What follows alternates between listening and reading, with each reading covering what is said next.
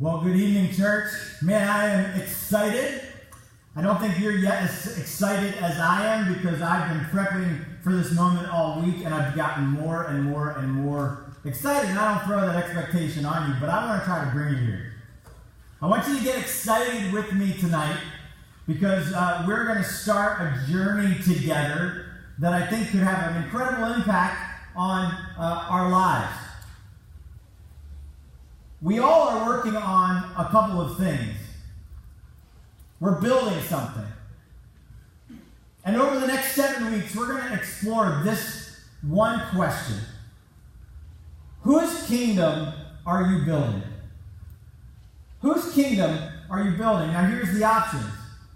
You're either building, number one, your kingdom, or you're building God's kingdom.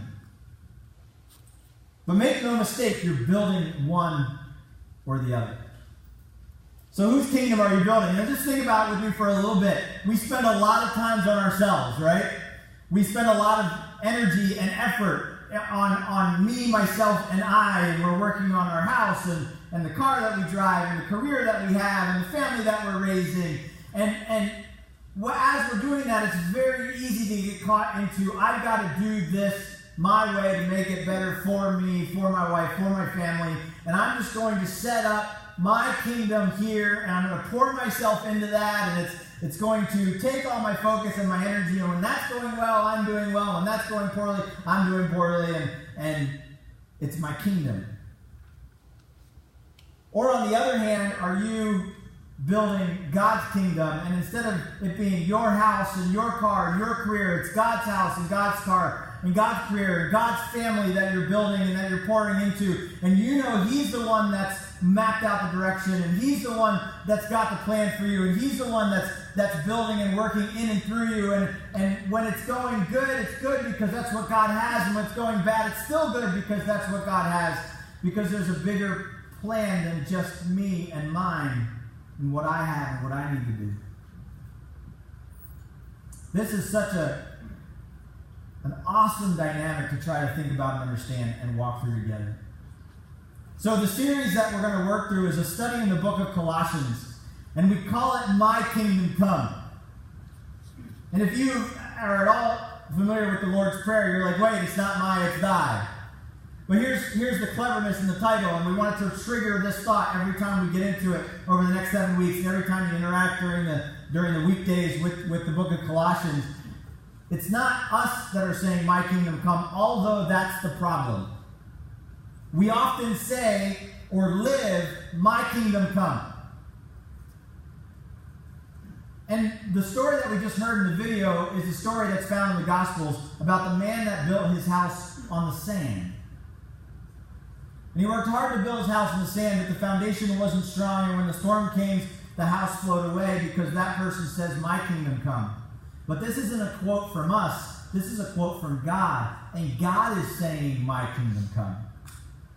You see, the person that understands that it's God's kingdom that is coming, that it's God's kingdom that we are building, builds his house on the rock.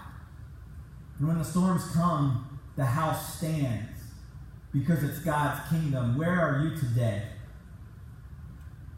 Where are you today in your kingdom building process?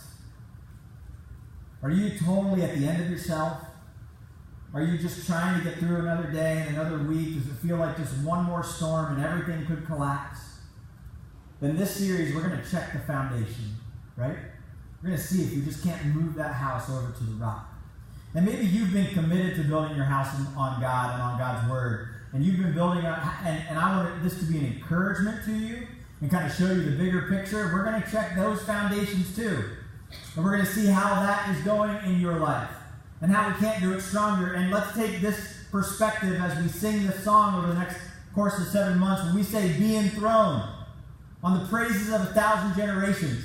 We are not the first to come and build the kingdom of God, and we are not the last that will come. We are a very small part of God's kingdom, yet we are this part in this day, in this generation, in this place. So when you build God's kingdom, you are a part of a lifelong, a world-long, a universe-long endeavor that will last for all eternity. And when that house is on the rock, it will not be blown away. I'm getting a little excited. Can you tell? We're going to get to invest in this conversation.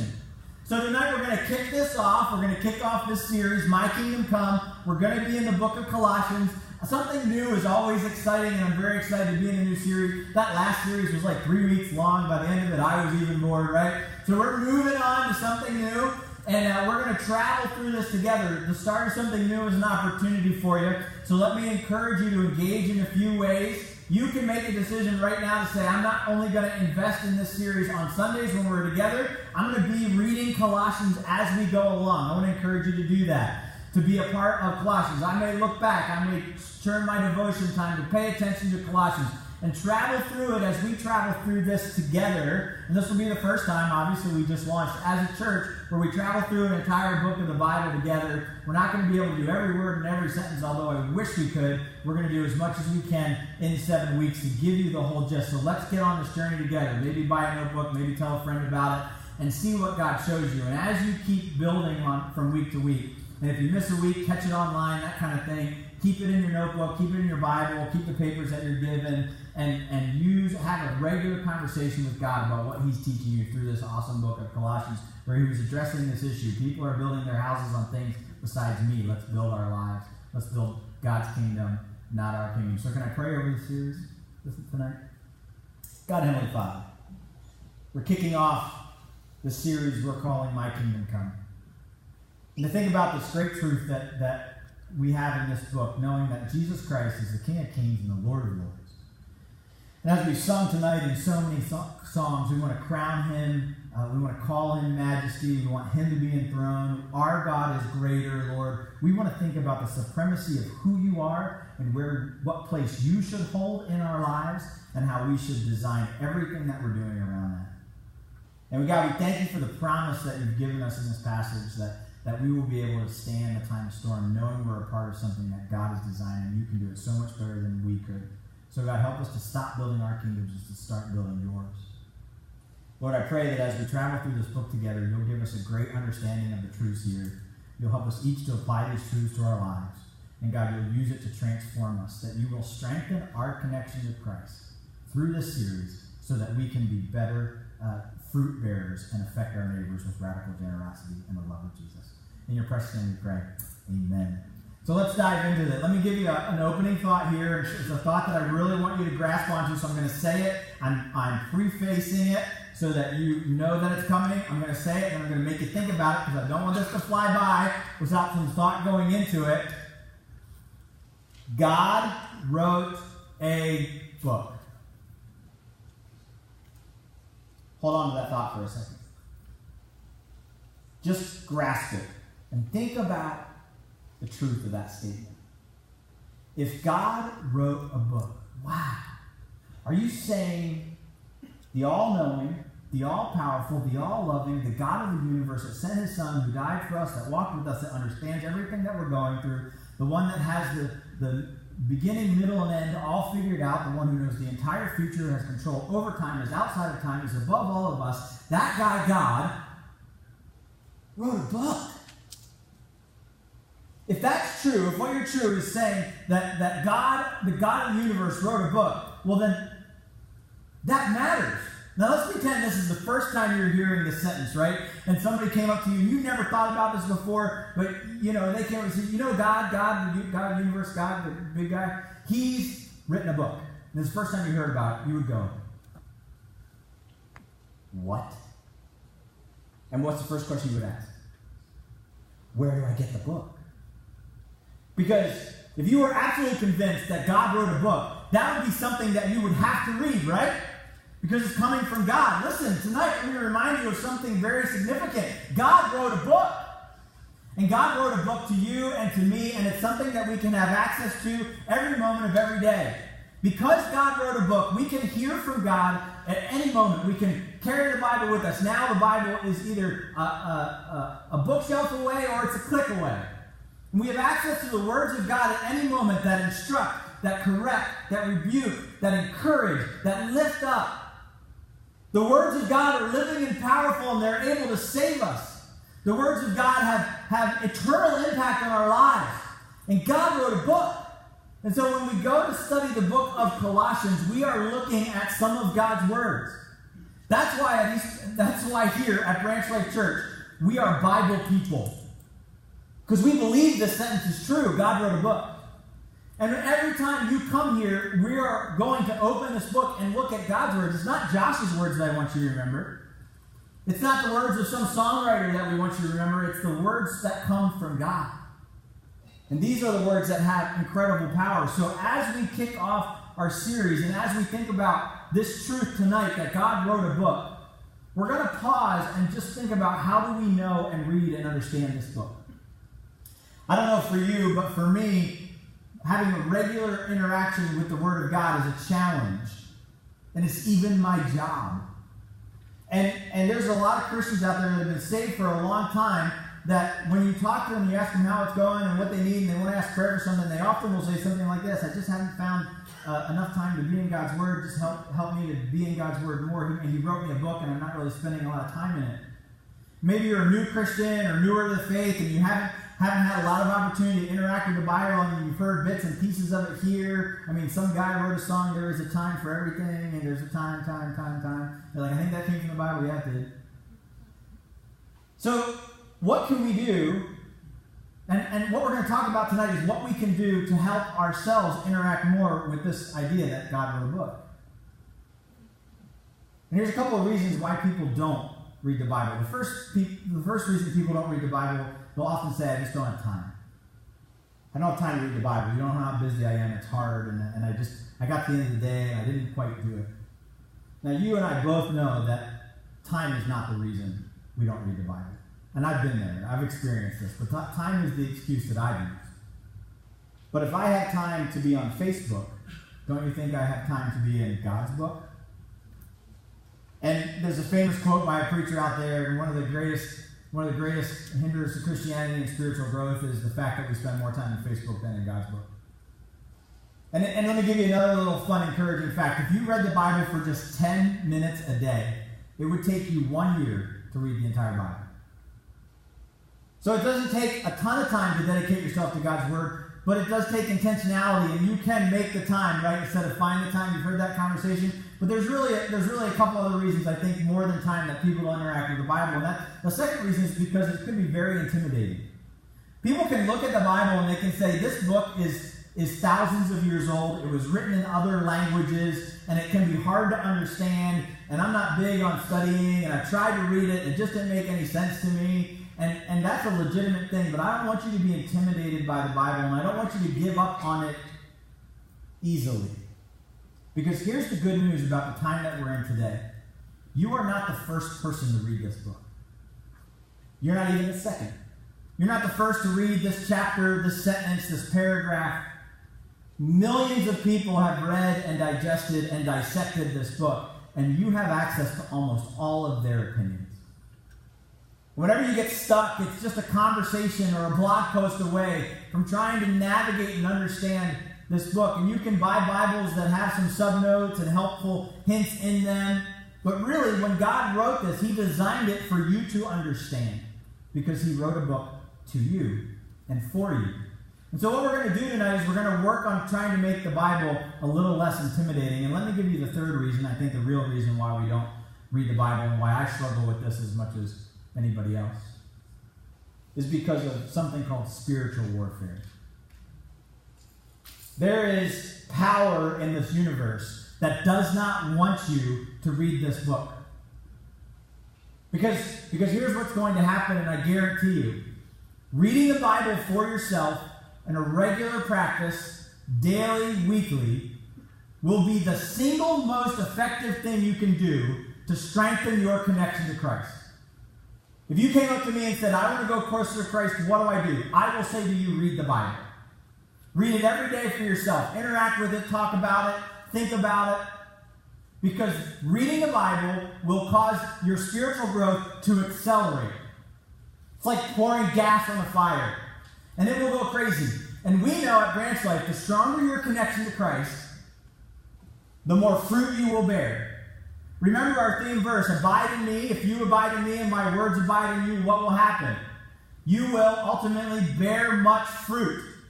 And the more fruit that you bear, the farther you're able to reach and bless the community and the neighbors and the families that you're a part of.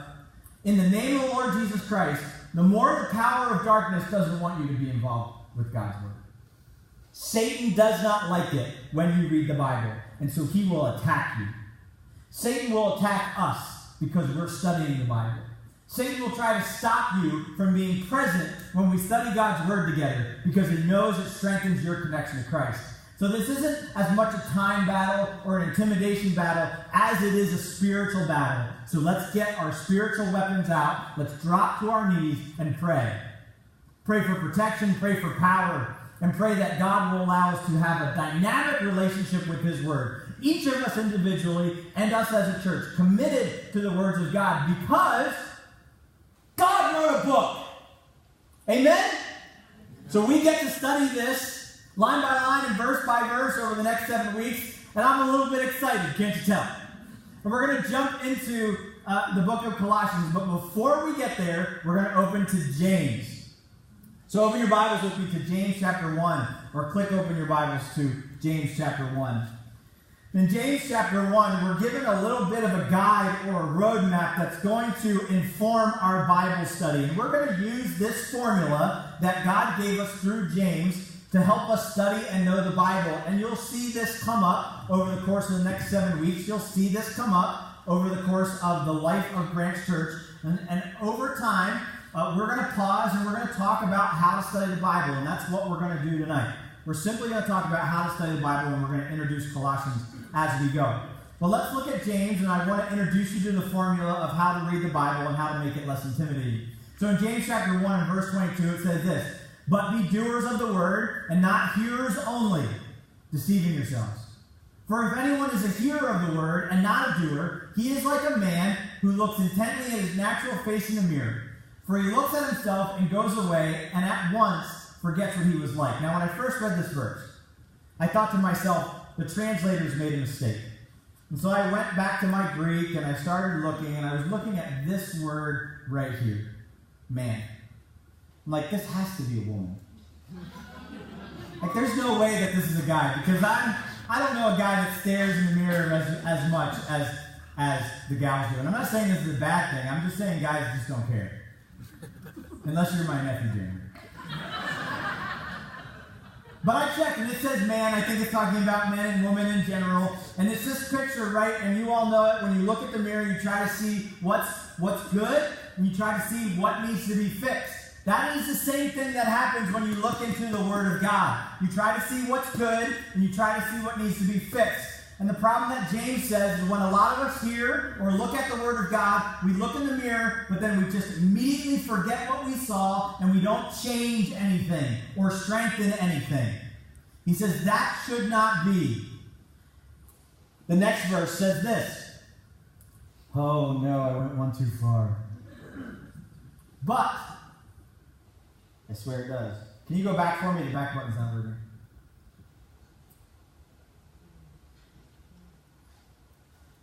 Be doers of the word. Is it not there? Oh, I have it here, but I don't have it there, so I'll read it. For he looks at himself and goes away, and once forget what he is like. James chapter 1, verse 25, if you had it, I'm just reading verse 25. "But the one who looks into the perfect law, the law of liberty, and perseveres, being no hearer, will forget, who forgets, but a doer who acts, he will be blessed in what he's doing." Let me read that again because I messed it up. "But the one who looks into the perfect law, the law of liberty, and perseveres, being no hearer who forgets, but a doer who acts, he will be blessed in what he's doing." Now the formula that we're introduced here in this picture, Jesus says, don't just be hearers of the word, but be doers. And when you hear the word, you need to persevere in it so that you can do what it says. He's giving us a formula. First, look. Look at it. See it, hear it, take it in. Step number 1 in studying the Bible is look. Step number 2 in studying the Bible is to persevere or to think about it. So when I read the Bible, I read it, and then I think about it, and I try to understand it. And step number 3 then is to do it. The bigger words that we use is observation, interpretation, application. And every time you come to God's Word, you're going to mix these 3 steps together. And it may become very natural for you to do all 3 of these at the very same time. But tonight, I'm going to rip them apart, and we're going to look at them one by one individually and just give you a road path to follow when reading the Bible. And so we're going to go step by step. And the first step, as you see up here on the screen, is step number 1, look. And it comes from James. It says the one who looks or the one who hears. So this is not rocket science, but how do you have a stronger relationship with God's Word? Ready? Read it. Step number 1 is to actually open God's Word and read it. I don't have time to read it. We already talked about time, but do you drive your car? You can now turn on the YouVersion app's audio version, and you can have the Bible read to you wherever you are. Traveling in a car, riding in the subway, arguing with your spouse. But looking and or hearing is extremely important step in reading God's Word. But it's not just looking. We want to make sure that we observe. And observation is very difficult. Are you an observant person? What color shirt did I wear last week? I don't even remember what color shirt I wore last week. I don't have those powers of observation. I'm not that observant. But I can take us back to 2001, and I can tell you exactly the color of the dress my wife wore on the day we got married. I got some powers of observation. It was white. I don't know what the color of the dress was the night before. I don't even remember what the bridesmaid's dress's colors were. Right? She probably does. Amen, wives? There are some things that we're good at observing and some things that we're pretty bad at observing, and it can become a temptation, or especially when you're in the routine of reading God's Word, to open it and read it so fast and get through it that you actually don't stop and observe. So with each of these exercises, I want to give you a very simple homework assignment. Yay! Right? So I'm going to give you an exercise that goes with every step. So in our look step, the first exercise that you do when you study God's Word is an observation exercise, mark it up. I want to encourage you to mark up God's Word.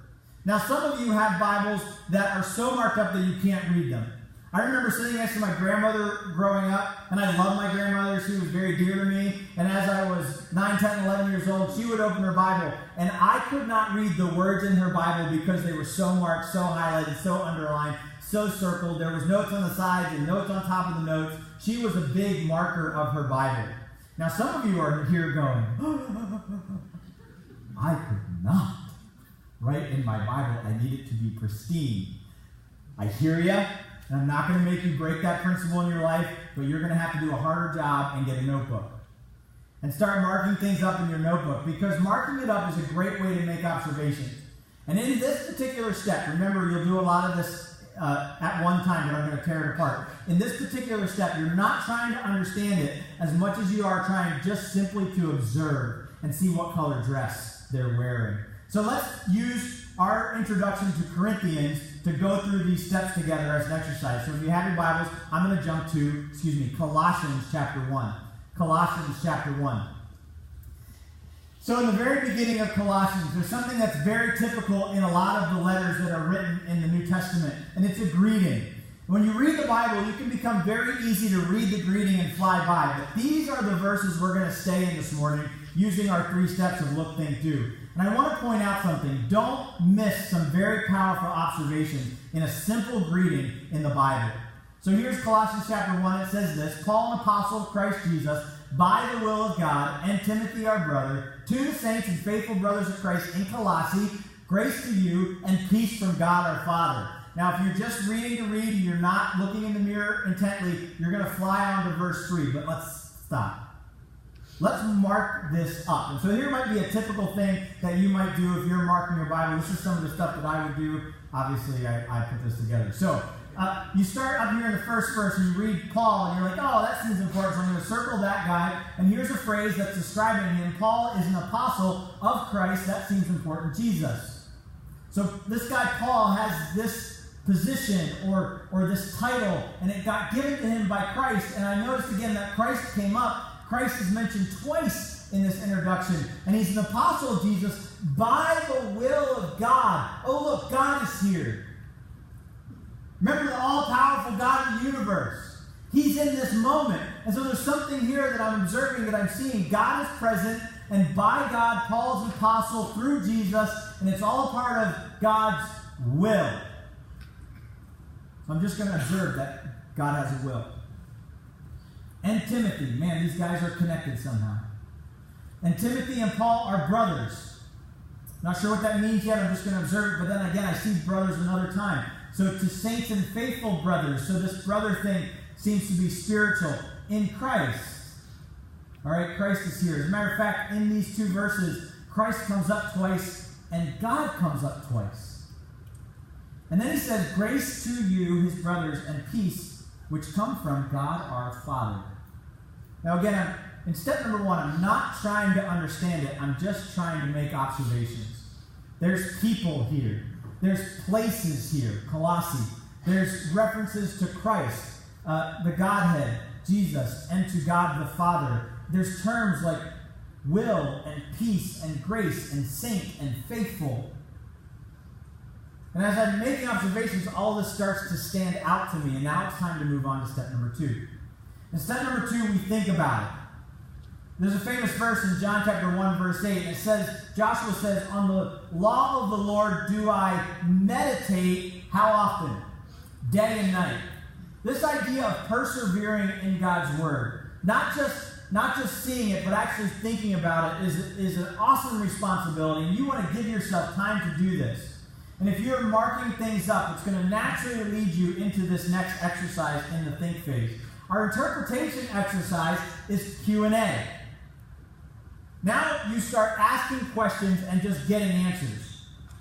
And the more questions you ask, the more answers you're going to go for. You're going to ask questions that you may not have the answer for in that moment. But that's okay. Keep asking questions. Listen to me. Truth is not scared of questions. And the Bible is truth. And so we want to ask as many questions as we can. And questions bring understanding. And your goal in this exercise is to identify truth principles. Identify those statements of truth that are there. And bring those to the surface and let yourself identify them.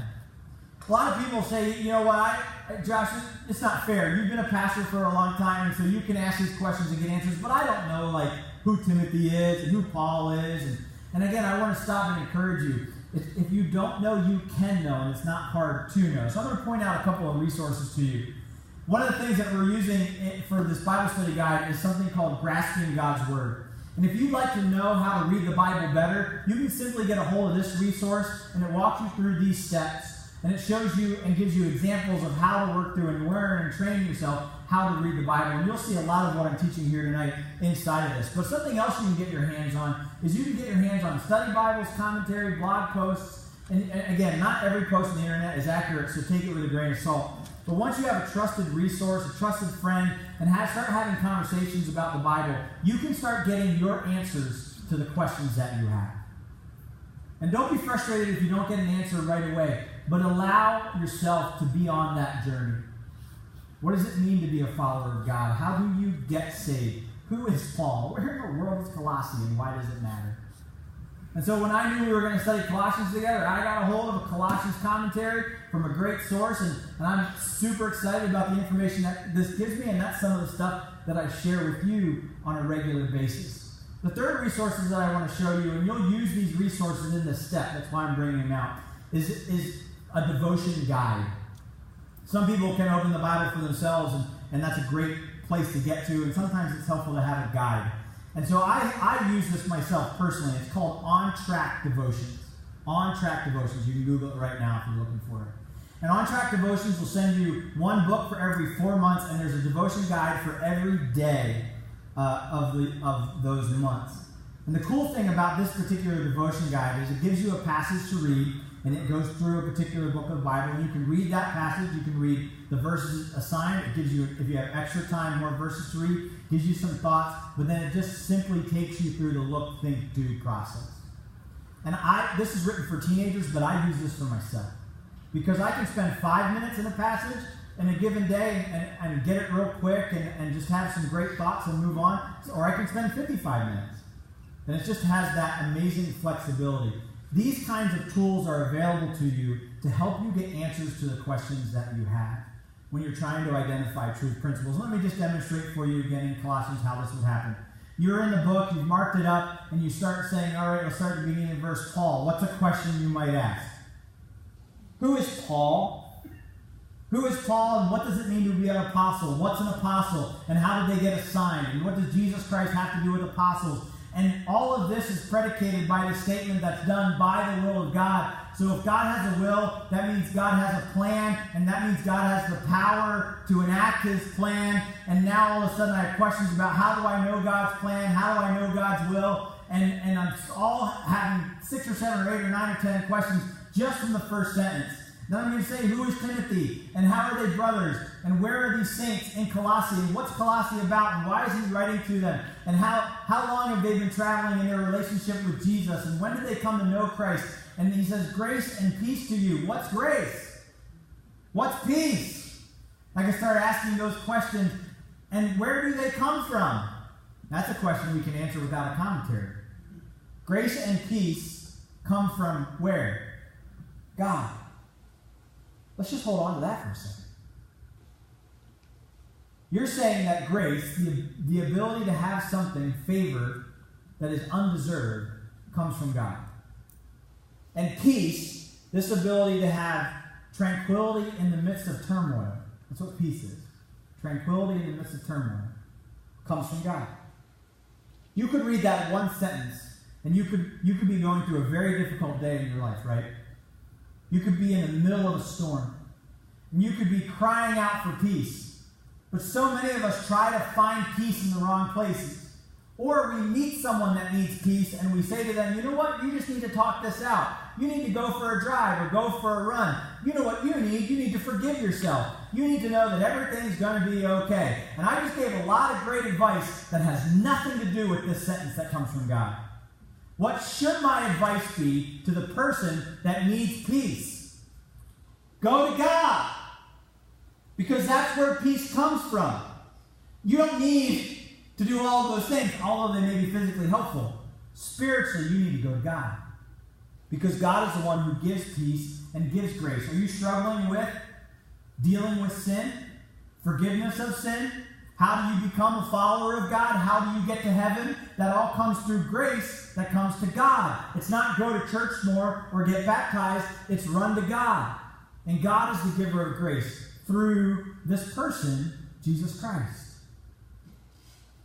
Now, all this starts to come up in the question and answer phase. You see what we did there? And again, you'll do this very naturally, one on top of another, and I'm splitting them apart tonight just to kind of walk us through the steps mechanically. But as I'm asking questions and as I'm digging into all these answers and I'm finding out who Paul is and I'm finding out what apostle means, it means messenger, by the way, and I'm finding out who Timothy and how they're related, I'm digging for some truth principles. And I want to identify some truth principles. So what are the truth principles that come from this verse? And again, let me give you another theological point here. This verse has singular truths in it that are intended by God to be truth. And a lot of people, when they come to read the Bible, they say something like, this is what the Bible means to me. What does it mean to you? And someone will say, this is what it means to me, and this is what it means to you. And they may be different. Well, in that case, somebody's wrong. The truth is singularly true. It is what the author intended the truth to be. And that's what we're looking for. Now, I've got some good news when we get to step 3. So we're trying to identify what is true here. So let me give you 3 examples of 3 truths that I think are in this verse. And there's a few more than this. Truth number 1, God has a plan. God has a plan. God has a will. And that's a magnificently significant truth. Truth principle number 2, grace and peace come from God. We've already talked about some of the impact that truth statement has. But where do I go for peace and grace? I need to go to God. That's the truth. And truth principle number 3, in Christ, we have a relationship with God. We can even say in Christ, we have a relationship with other brothers and sisters in Christ. That's a truth principle. And you can find these all from a greeting in Colossians. We could be in Colossians for like 6 years. Now, what am I going to do about it? So I've looked at the mirror, I've seen what's there, I've taken mental note, and I now have to do something, right? And this is what James was all about. Don't just look at it, do something about it. So I want to give you an exercise. You have to, for a moment, not forget, but be a doer who acts. So every time you read the Bible, every time you hear God's word at church, you need to do something about it. And I want to encourage you to stamp it. I like to write little handwritten notes, and at the end of the day, I write a few handwritten notes, and I was getting tired of writing my address over and over again in the top corner of the envelope, and Jenny got one of those stamps with our address on it. And I write the note, and I stamp it, and it's done. But it's got my name on the stamp. It's my stamp. I've made it personal. And in this step, you're stamping God's word. You're making it personal. Here's what these stand for. I know they're probably hard for you to read. Be specific, timely, action that is measurable and personal. Specific, timely action that's measurable and personal. Stamp it. So if you were going to write a statement from one of these truth principles, let's focus on just principle number 1 for time's sake today. God has a plan or a will for us. What's a principle I can write out of that? Here's maybe your first shot at it. You might say something like this, and I often do this. My stamp is, I will trust God's plan for me. Now, this is an okay application statement, but it's just okay. It does have person, I. The action's kind of just 50-50. What does that mean? But there's nothing specific about this. There's no time. There's not much that's measurable. This is probably a 35% statement. When you're stamping it, you're trying to get as specific as possible. Raise your hand, and I'm going to be the first to raise it. How many of you have ever had trouble trusting God? How many of you have ever had trouble trusting God? What's the question? If you're having trouble trusting God, God, how can I trust you more? That's what this statement should help you with. So in my life, I have to think about where are the areas that I'm having trouble trusting in God, and how can I show trust for Him? And so maybe I'll try a statement, and it comes out a little bit better, but still, we're not quite there yet. I will trust God's plan. Still, the action's a little vague, but the person's there. For Branch Life Church, I personally am involved in planning a church, and it's pretty much crazy town to be in this business.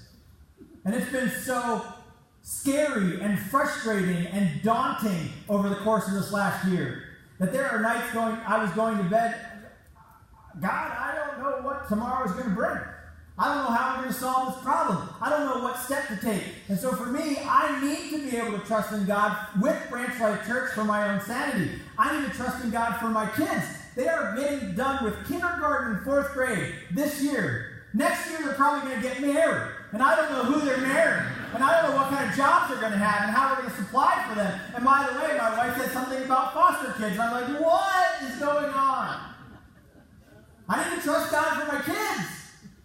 And then Jenny, God bless her, says, you know what? I think I'm going to start another business. You just talked about foster kids.